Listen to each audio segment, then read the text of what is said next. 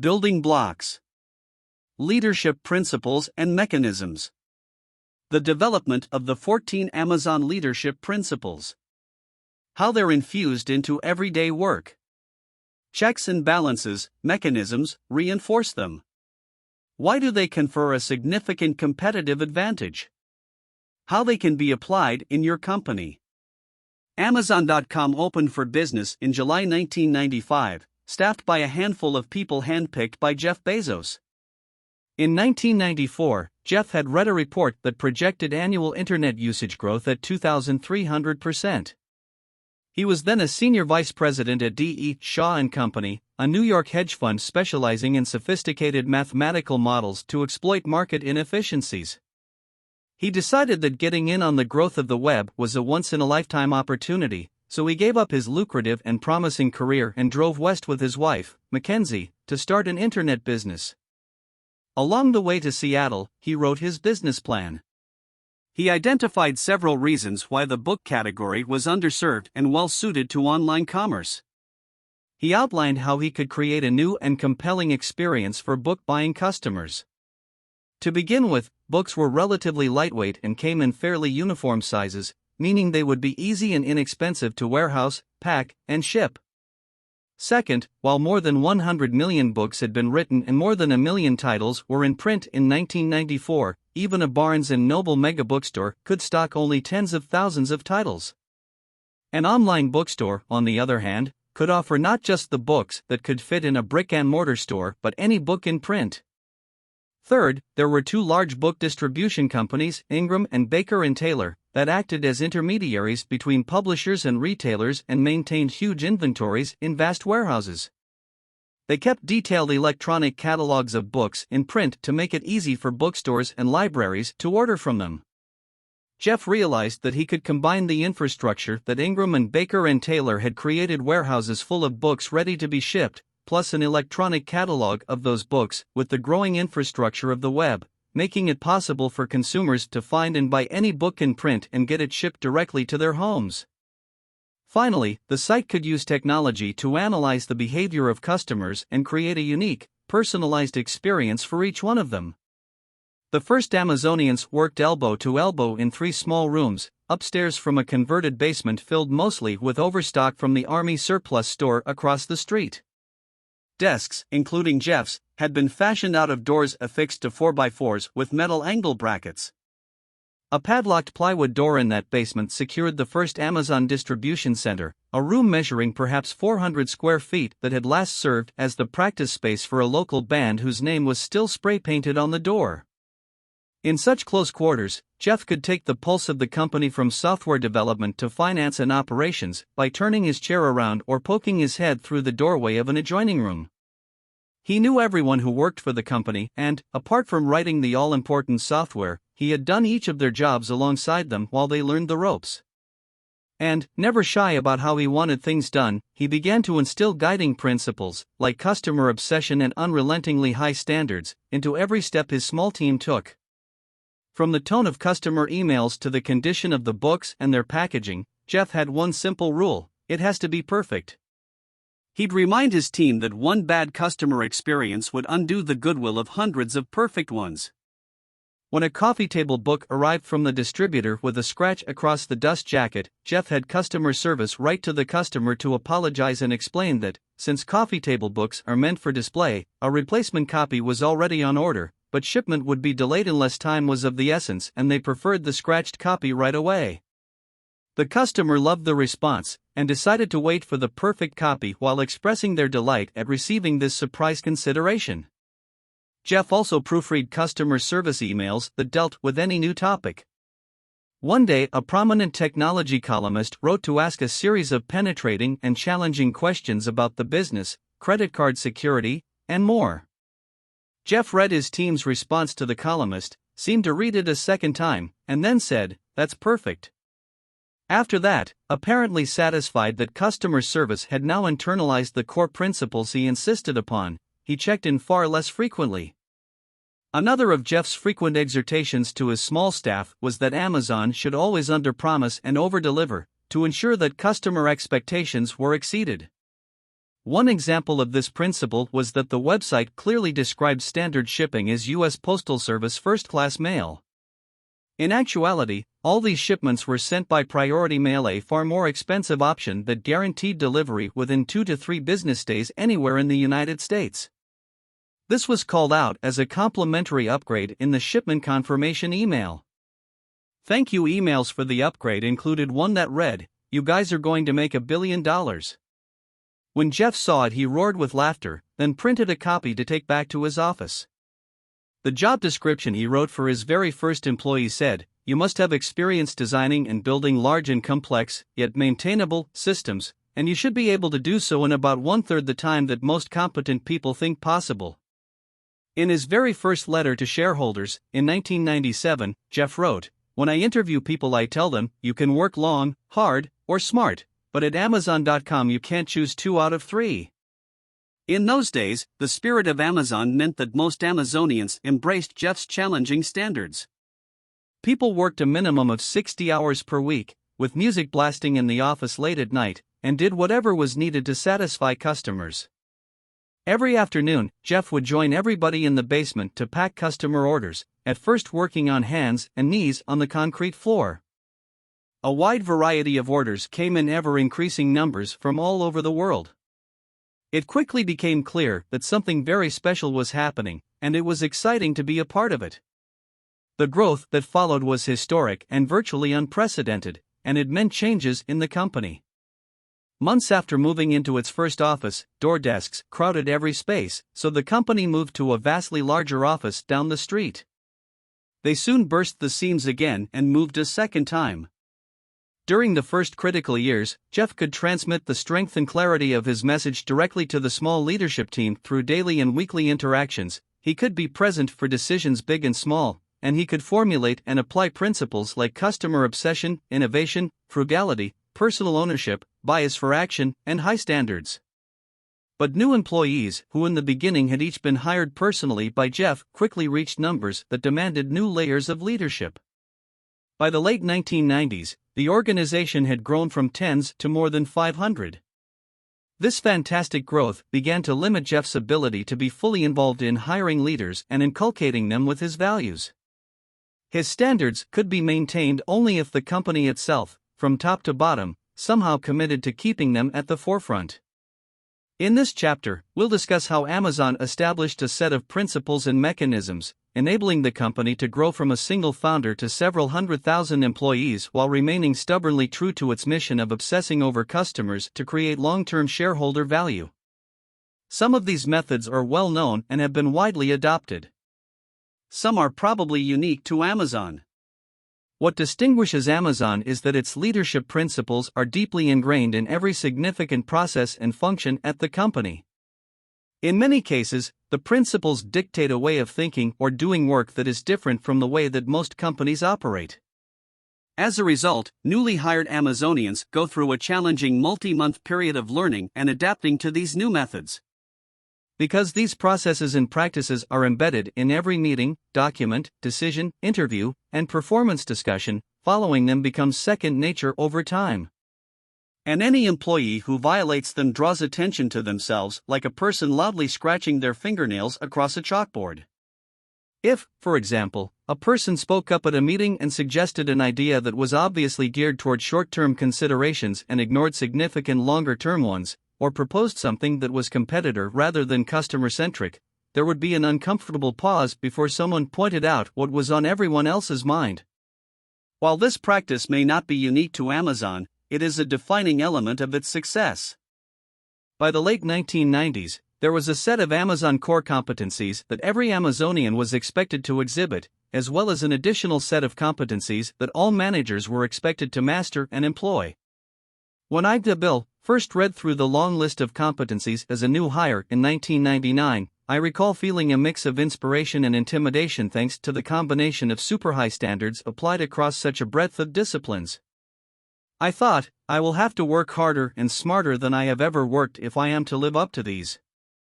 In 2004, Human Resources head Mike George and his colleague Robin Andrulovich made an observation: the company had grown like a weed, adding many leaders who were inexperienced and in need of some formal management and leadership training.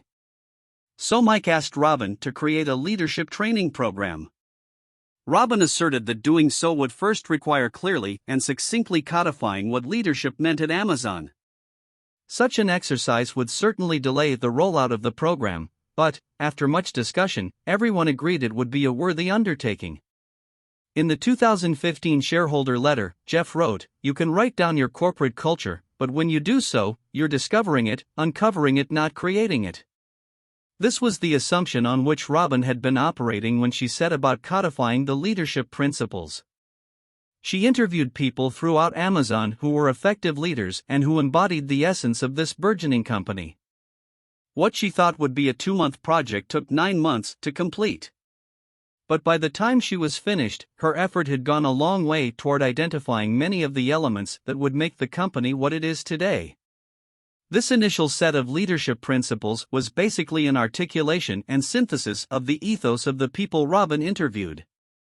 In a few cases, a principle was based on the leadership activities of a single person. For instance, Jeff Wilke, then SVP of Worldwide Operations and now CEO of Amazon's worldwide consumer business, insisted on data-driven decision-making and frequent auditing from everyone he worked with, and this became the basis of the leadership principle dive deep. Robin would review each draft with Mike and the HR leadership team. Veteran HR leaders Allison Allgore and Kristen Strout, in particular, provided valuable feedback. They'd debate each principle with a critical eye as to whether it belonged on the list. Some were jettisoned altogether if they sounded generically corporate or weren't universally relevant. Robin and Jeff Wilke met frequently to review progress and refine the list, sometimes bringing other leaders, including Rick Dalzell, Tom Skutak, and Jason Killer, into the process. Robin also checked in regularly with Jeff and Colin. Colin, remember one particularly intense debate that centered on the proposed phrase "leaders do not believe their body odor smells of perfume" in the apolitical/vocally self-critical principle. Was it okay to use quirky language when communicating with a wide audience? Would people take the principles seriously if we did? In the end, we concluded that although the phrase was unconventional, it was devastatingly effective at providing clarity. Body odor stayed. In late 2004, after months of discussion and debate, Robin emailed what she thought was the final list of 9 leadership principles to Jeff. It felt like a lot at the time, but each one seemed essential, and we could not agree to strike any. In early 2005, with the principles completed, Jeff sent an email to all managers at Amazon, formally announcing the 10 Amazon leadership principles. Thanks to Robin, who did a superb job collecting these powerful principles, they were expressed in an actionable and distinctly Amazonian way. For example, the insist on the highest standards leadership principle is described like this: leaders have relentlessly high standards. Many people may think these standards are unreasonably high. The words relentlessly and unreasonably high are distinctly Jeffian and therefore Amazonian ways of thinking and speaking. Another important Amazonian phrase often appears alongside the Amazon leadership principles and key tenets, unless you know better ones. This reminds people to always seek to improve the status quo. Over the following years, some of the original 10 principles underwent modification, and more were eventually added. Even today, the principles are questioned and refined from time to time, adapting along with the company as new understandings and new challenges arise. Amazon now has 14 leadership principles, notably more than most companies have. They are displayed right on the Amazon website along with this explanation: we use our leadership principles every day, whether we're discussing ideas for new projects or deciding on the best approach to solving a problem. It is just one of the things that makes Amazon peculiar. People often ask, how do you remember all 14 principles? The answer is not that we are particularly good at memorization. In fact, if a company's principles must be memorized, it's a warning sign that they aren't sufficiently woven into the fabric of that company. We know and remember Amazon's principles because they are the basic framework used for making decisions and taking action. We encountered them every day, measured ourselves against them, and held one another similarly accountable.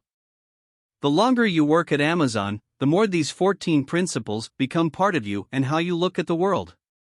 If you expose the workings of any major Amazon process, you'll see these principles playing a prominent role. Employee performance evaluations highlight this perfectly.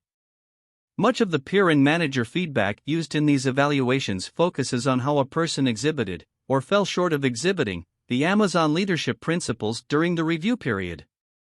Similarly, every candidate who interviews for a job at Amazon is evaluated in light of the leadership principles. Interviewers spend the better part of an hour vetting the candidate according to selected principles, and each candidate typically goes through 5 to 7 interviews. Add in a 30 to 60-minute debrief meeting attended by each interviewer, multiply that by the number of open positions, 10,000 in Seattle alone at the time of this writing, and you begin to understand why Amazon people know the principles intimately.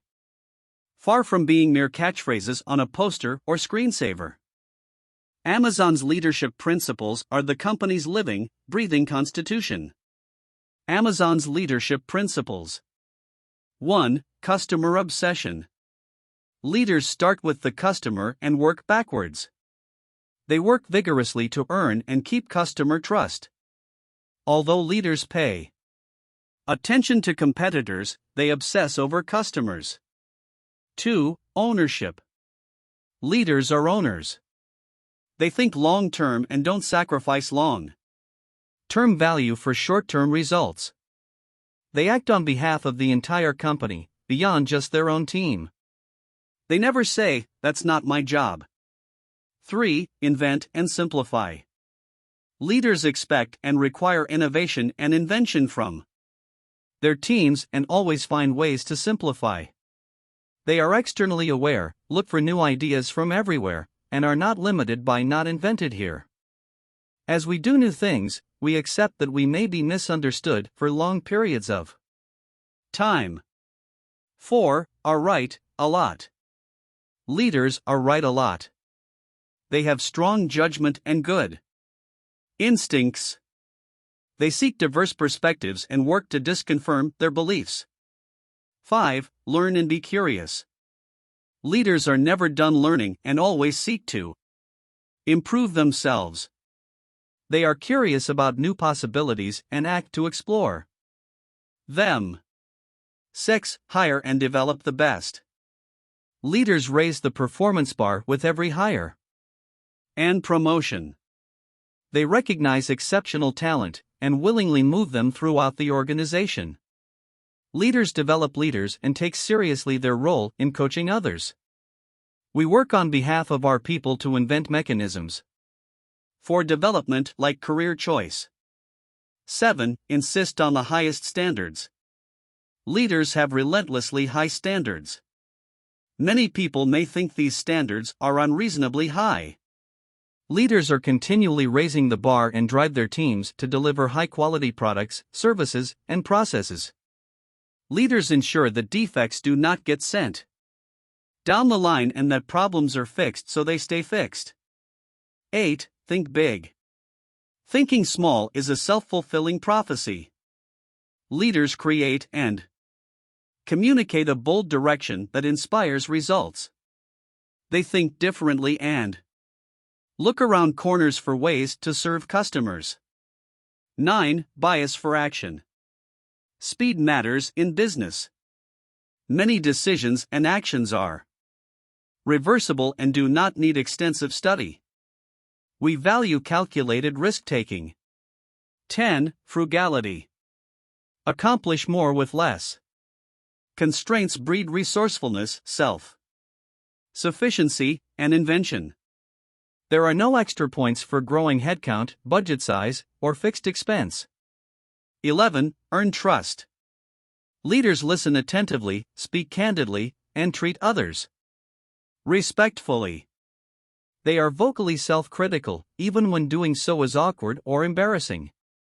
Leaders do not believe their or their team's body odor smells of perfume. They benchmark themselves and their teams against the best. 12. Dive deep. Leaders operate at all levels, stay connected to the details, audit frequently, and are skeptical when metrics and anecdotes differ. No task is beneath them. 13. Have backbone, disagree, and commit.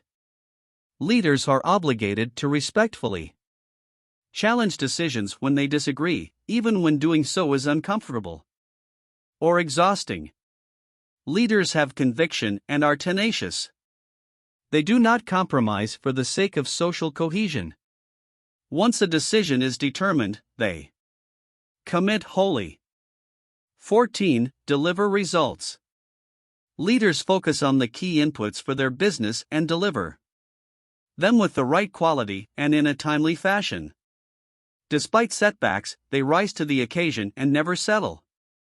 The nature of the Amazon leadership principles is borne out in processes and practices throughout the company. For example, the 6-page narratives that the company uses in place of PowerPoint decks to present quarterly and yearly business updates require both the writer and reader to dive deep and insist on the highest standards. The press release/frequently asked questions process, aka PR/FAQ, reinforces customer obsession, starting with customer needs and working backwards from there. See chapters 4 and 5 for a detailed discussion of both the 6-pager and the PR/FAQ. The Door Desk Award goes to a person who exemplifies frugality and invention. The Just Do It Award is an abnormally large, well-worn Nike sneaker given to employees who exhibit a bias for action. It usually goes to a person who has come up with a clever idea outside the scope of their job. What's peculiarly Amazonian about the award is that the idea doesn't have to be implemented, nor does it have to actually work if it is, in order to be eligible. The stories we tell in part 2 of this book about the long, hard road to launching some of Amazon's most successful services, Kindle, Prime, and Amazon Web Services, will provide in-depth examples of the leadership principles in action. Still, even though the leadership principles are embedded into the fabric of the company, they cannot effectively enforce themselves. That's the job of something that Amazonians call mechanisms. Mechanisms, reinforcing the leadership principles. There's a saying often heard at Amazon: good intentions don't work. Mechanisms do. No company can rely on good intentions like "we must try harder," or "next time remember to improve a process, solve a problem, or fix a mistake." That's because people already had good intentions when the problems cropped up in the first place. Amazon realized early on that if you don't change the underlying condition that created a problem, you should expect the problem to recur. Over the course of many years, Amazon has put in place mechanisms to ensure that the leadership principles translate into action. 3 foundational mechanisms are the annual planning process, the S-Team. Goals process. The S-Team consists of the senior vice presidents and direct reports to Jeff Bezos, and Amazon's compensation plan, which aligns incentives with what's best for customers and the company over the long term. Annual planning, OP1 and OP2. Amazon relies heavily on autonomous, single-threaded teams, more in Chapter 3. These teams keep the company nimble, moving quickly with a minimum of external friction, but their autonomy must be paired with precise goal setting to align each team's independent plans with the company's overarching goals. Amazon's planning for the calendar year begins in the summer. It's a painstaking process that requires 4 to 8 weeks of intensive work for the managers and many staff members of every team in the company. This intensity is deliberate because a poorly defined plan, or worse, no plan at all, can incur a much greater downstream cost. The S-Team begins by creating a set of high-level expectations or objectives for the entire company. For example, in previous years, the CEO and CFO would articulate goals like grow revenue from $10 billion to $15 billion or reduce fixed costs by 5%. Over time, Amazon refined such broad goals into a longer list of increasingly detailed objectives. Examples have included revenue growth targets by geography and business segment, operating leverage targets, improving productivity and giving back those savings to customers in the form of lower prices, generating strong free cash flow, and understanding the level of investment in new businesses, products, and services. Once these high-level expectations are established, each group begins work on its own more granular operating plan known as OP1, which sets out the individual group's bottom-up proposal. Through the narrative process, described in Chapter 4, Amazon aims to evaluate about 10 times as much information as the typical company does in a similar time frame. The main components of an OP1 narrative are Assessment of past performance, including goals achieved, goals missed, and lessons learned. Key initiatives for the following year. A detailed income statement. Requests and justifications for resources, which may include things like new hires, marketing spend, equipment, and other fixed assets. Each group works in partnership with its finance and human resources counterparts to create their detailed plan, which is then presented to a panel of leaders. The level of those leaders, director, VP, or S team, depends on the size, impact, or strategic importance of the group. The panel then reconciles any gaps between the bottom-up proposal and the top-down goals the group has been asked to meet. Sometimes a team may be asked to rework its plan and represent it until there's agreement between the top-down goals and bottom-up plan. The OP1 process runs through the fall and is completed before the fourth quarter holiday rush begins. In January, after the holiday season ends, OP1 is adjusted as necessary to reflect the fourth quarter results, as well as to update the trajectory of the business. This shorter process is called OP2, and it generates the plan of record for the calendar year. OP2 aligns each group with the goals of the company. Everybody knows their overall objectives, including targets for revenue, cost, and performance. The metrics are agreed upon and will be supplied as part of every team's deliverables.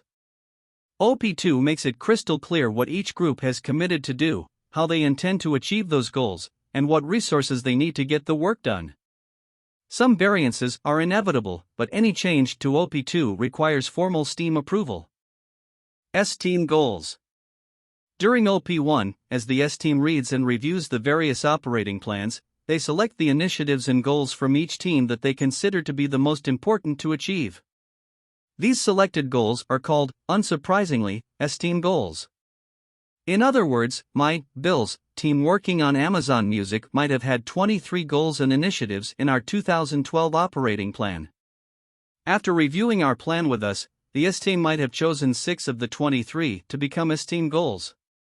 The music team would still have worked to achieve all 23 goals, but it would be sure to make resource allocation decisions throughout the year to prioritize the 6 S-Team goals ahead of the remaining 17. 3 notably Amazonian features of S-Team goals are their unusually large number, their level of detail, and their aggressiveness. S-Team goals once numbered in the dozens, but these have expanded to many hundreds every year, scattered across the entire company. S-Team goals are mainly input-focused metrics that measure the specific activities teams need to perform during the year that, if achieved, will yield the desired business results. In Chapter 6, we will discuss in more detail how Amazon develops such precise and specific metrics to ensure teams meet their business objectives. S-Team goals must be specific, measurable, attainable, relevant, and timely, SMART. An actual S-Team goal could be as specific as add 500 new products in the Amazon.fr musical instruments category, 100 products in Q1, 200 in Q2, or ensure 99.99% of all calls to software service-wide are successfully responded to within 10 milliseconds, or increase repeat advertisers from 50% to 75% by Q3 of next year. S-Team goals are aggressive enough that Amazon only expects about 3/4 of them to be fully achieved during the year. Hitting every one of them would be a clear sign that the bar had been set too low. S-Team goals for the entire company are aggregated and their metrics are tracked with centralized tools by the finance team. Each undergoes an intensive quarterly review that calls for thorough preparation. Reviews are conducted in multi-hour S-Team meetings scheduled on a rolling basis over the quarter rather than all at once. At many companies, when the senior leadership meets, they tend to focus more on big-picture, high-level strategy issues than on execution. At Amazon, it's the opposite. Amazon leaders toil over the execution details and regularly embody the dive-deep leadership principle, which states, leaders operate at all levels, stay connected to the details, audit frequently, and are skeptical when metrics and anecdotes differ. No task is beneath them. The finance team tracks the S-Team goals throughout the year with a status of green, yellow, and red. Green means you are on track, yellow means there is some risk of missing the goal, and red means you are not likely to hit the goal unless something meaningful changes. During the periodic reviews, yellow or red status draws the team's attention where it's needed most, and a frank discussion about what's wrong and how it will be addressed ensues. The OP planning process aligns the entire company on what's truly important to accomplish for the year.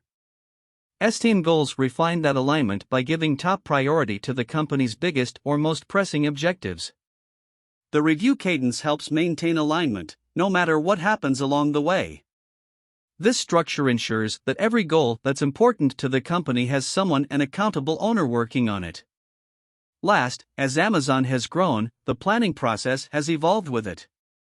While the overall structure remains the same, there are now separate leadership teams for the retail business and AWS, and even separate teams for the large businesses within those parts of the company. Each of these parts of the company has its own version of S-Team goals, just with a different label. As your organization grows, you can follow this recursive process too. Amazon compensation reinforces long-term thinking. Even the very best of all these preparations can still be subverted by other factors, the most insidious of which is a certain type of performance-based executive compensation that's all too common elsewhere. No matter how clear your leadership principles and yearly plan may be, they speak softly in comparison to financial incentives. Money talks. If your leadership principles, your yearly plan, and your financial incentives are not closely aligned, you won't get the right results. Amazon believes that the performance in performance-based compensation must refer to the company's overall performance, that is, the best interests of shareholders, which in turn are perfectly aligned with the best interests of customers. Accordingly, the compensation of Amazon's team members and all senior leaders is heavily weighted toward equity earned over a period of several years. The maximum salary itself is set well below that of industry peers in the United States. When we were there, the maximum base salary for any employee was $160,000. Indications are that this remains true. Some new executive hires may receive a signing bonus, but the bulk of their compensation and the potentially enormous upside is the long-term value of the company. The wrong kind of compensation practice can cause misalignment in two ways: 1, by rewarding short-term goals at the expense of long-term value creation, and 2, by rewarding the achievement of localized departmental milestones whether or not they benefit the company as a whole. Both can powerfully drive behaviors that are antithetical to the company's ultimate goals. In other industries, such as media and financial services, a large percentage of executive compensation is doled out in annual performance bonuses. These short-term goals, and yes, a year is definitely short-term, can generate behaviors that are detrimental to creating long-term value. In seeking short-term targets to maximize compensation, some may intentionally push revenue from one time period to the next, cannibalizing future results and obscuring current challenges. Others might overspend marketing funds to boost sales for the current quarter and thus hit a short-term sales goal, even at the expense of future quarters or long-term sales. Some might be tempted to defer expenses, put off maintenance, or cut back on hiring in order to hit a quarterly cost containment target, all with negative longer-term implications. A few may even drag their feet if asked to take on an important new role in the company until their bonus is in the bank, delaying some important company initiative. Long-term stock-based compensation incentives, by comparison, eliminate such selfish and costly decisions by making them nonsensical. Many companies set entirely independent goals for key players at every level. All too often this gives rise to infighting, information withholding, and hoarding of resources, as each leader is incentivized to undermine the other. Amazon's compensation is, by contrast, simple and oriented toward the long term.